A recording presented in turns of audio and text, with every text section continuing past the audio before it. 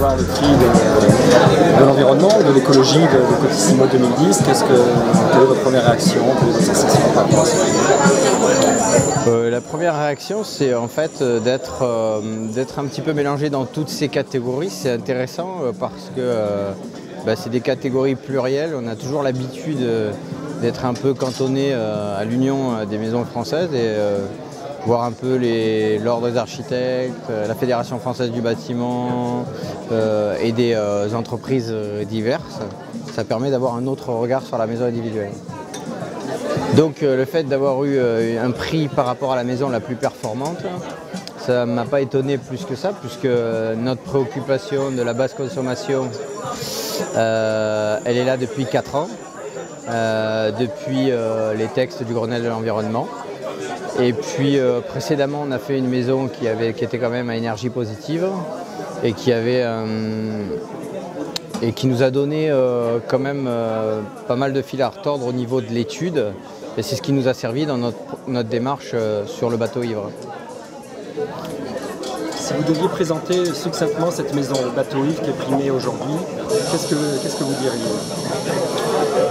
Le bateau ivre aujourd'hui, c'est une maison qui a pu se faire à deux parce que déjà il y avait un client qui était intéressant et qui avait envie un petit peu de sortir des sentiers battus tout en étant à l'écoute de toutes les dernières technologies qu'il maîtrisait lui-même. Et puis le fait d'avoir un cadre qui était très intéressant au bord de la Sorgue, sur la ligne du partage des eaux, avec un parti architectural un peu dicté par le terrain. Et puis les éléments extérieurs comme la roue à aube qu'on voit souvent à l'île sous la Sorgue. Et puis évidemment, quand il y a l'eau, on pense au bateau, donc on a tout de suite pensé à une architecture qui se rapprochait de l'eau. Au niveau du terrain, il y avait par rapport à une maison bioclimatique, vous aviez un défi à relever. Oui, alors en matière de bioclimatique, au niveau du projet, ça a été un peu compliqué parce que la maison n'est pas orientée de manière idéale. Donc il a fallu travailler sur des expositions traversantes où les volumes étaient percés de part en part, de telle façon à avoir un apport solaire maximum, malgré qu'on ait une mitoyenneté directement sur le sud. Et puis après réalisation, on s'aperçoit que ça marche bien, puisqu'il y a un bon ensoleillement dans la maison et il y a une belle luminosité.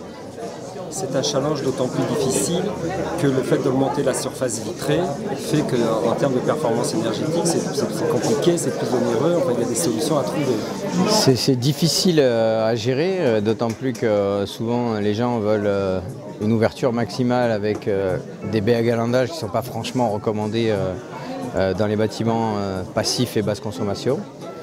Mais au demeurant gérable en le calculant bien, quoi.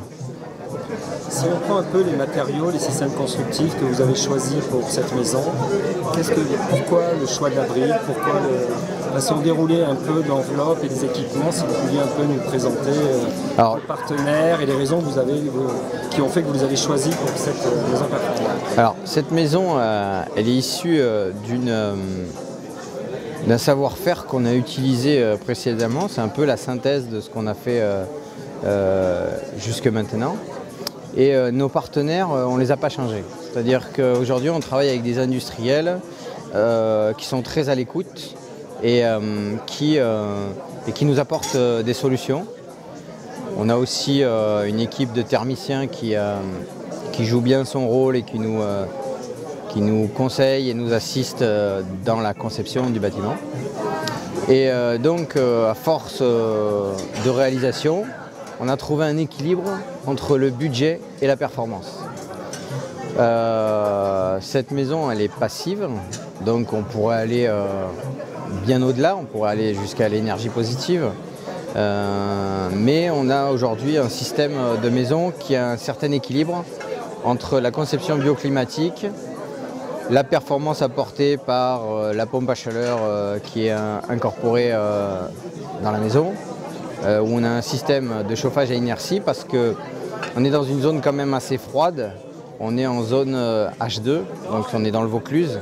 Et cette zone est une zone froide, donc on est quand même légèrement handicapé par les contraintes.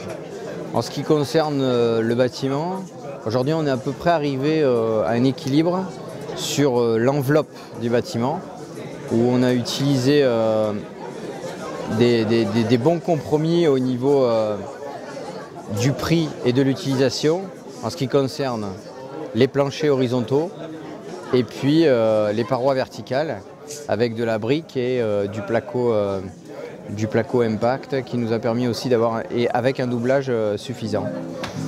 Donc on a un UBAT sur le bâtiment qui est assez intéressant. Avec des accessoires performants, on arrive à une maison passive.